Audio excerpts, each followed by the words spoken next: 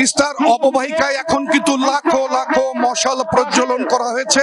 এই কর্মসূচি কিছুক্ষণ আগে উদ্বোধন করেছেন বিএনপির কেন্দ্রীয় কমিটির সাংগঠনিক সম্পাদক এবং তিস্তা নদী রক্ষা আন্দোলনের প্রধান সমন্বয়কারী সাবেক উপমন্ত্রী অধ্যক্ষ আসাদুল হাবিব দুলু।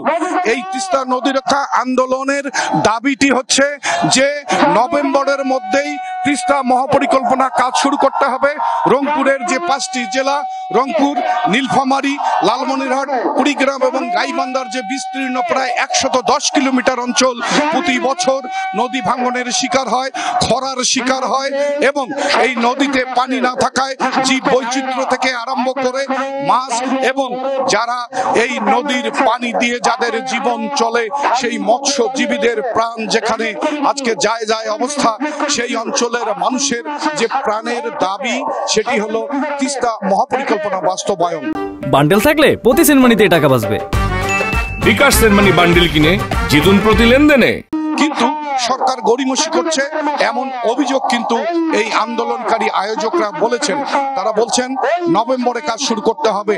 চীন যদিও এই প্রকল্পে অর্থ লগ্ন করবে বলে সরকারের সঙ্গে আলোচনা হয়েছে, আন্দোলনকারীদের কথা চীন যদি টাকা দিতে দেরিও করে কিন্তু আমাদের নিজস্ব যে অর্থ সরকার দিতে চেয়েছে প্রায় 2,500 কোটি টাকা, সেই টাকা দিয়ে নভেম্বরে কাজ শুরুর দাবি তুলেছেন এই রংপুরের এই অঞ্চলের 5 জেলার যারা তিস্তা নদী রক্ষা আন্দোলনের সঙ্গে সম্পৃক্ত তাদের কথা হলো যে নভেম্বরে আমাদের দেশীয় অর্থ দিয়ে যেন তিস্তা মহাপরিকল্পনা বাস্তবায়নের কাজ শুরু হয়।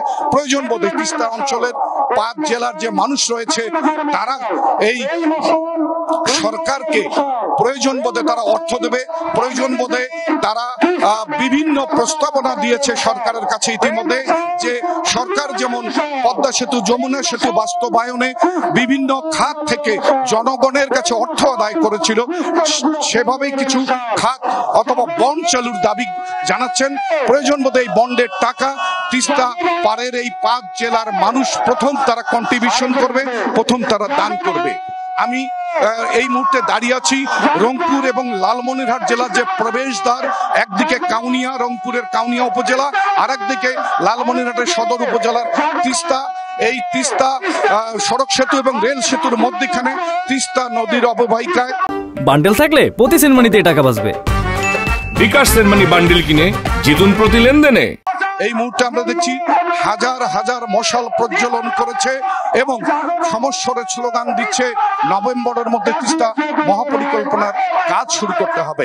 একটু আগে বক্তব্য এখানে রেখেছেন নেতৃবৃন্দ, আমরা অধ্যক্ষ আসাদুল হাবিব দুলু, যিনি তিস্তা এই মহাপরিকল্পনা বাস্তবায়নের তিস্তা নদী রক্ষা আন্দোলনের প্রধান সমন্বয়কারী, তিনি বলেছেন যে ফেব্রুয়ারিতে যেহেতু জাতীয় নির্বাচন, সরকার আশ্বাস দিয়েছে জানুয়ারিতে তিস্তা মহাপরিকল্পনার কাজ করবে, কিন্তু নির্বাচন যদি ফেব্রুয়ারিতে হয় তাহলে এই কিভাবে জানুয়ারিতে এই কাজ শুরু হবে? তাই শুভঙ্করের ফাঁকি তারা মনে করছে এবং তারা মনে করছে যে আবারও এই তিস্তার মানুষের সঙ্গে হয়তো কোনো বঞ্চনা অথবা প্রহসন করা হবে।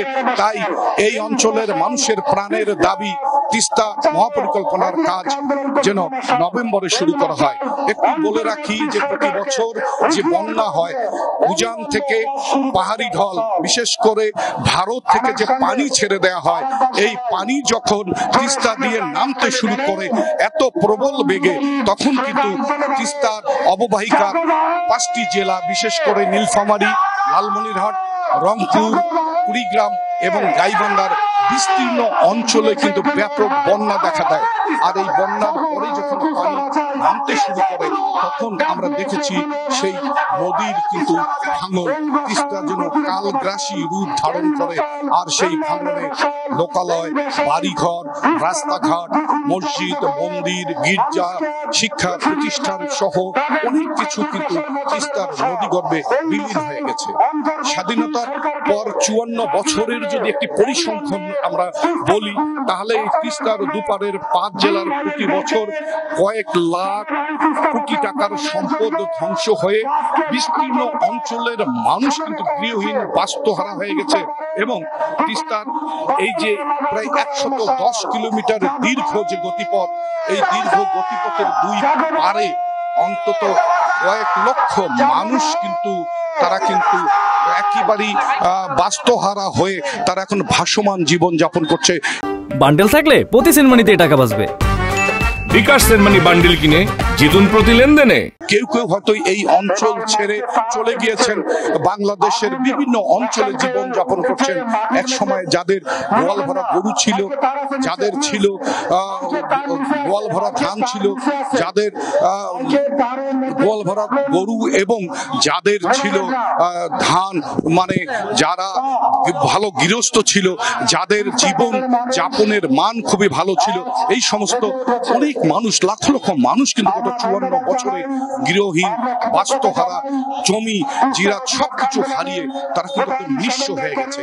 তাই তো প্রতি বছর এই ভাঙ্গন আর খরা যখন আসে তখন এই অঞ্চলে কিন্তু একেবারে আবাদ হয় না। তিস্তার দুপারে বিস্তীর্ণ অঞ্চল জুড়ে চর দেখা দেয়। পানির অভাবে মানুষজন কিন্তু তাদের কৃষি জমি আবাদ করতে পারে না। একদিকে যেমন খরায় ক্ষতিগ্রস্ত, আর একদিকে বন্যায় ক্ষতিগ্রস্ত হয়ে পড়ে এই তিস্তা অঞ্চলের 5টি জেলা, যেটি রংপুরের মধ্যে প্রবাহিত।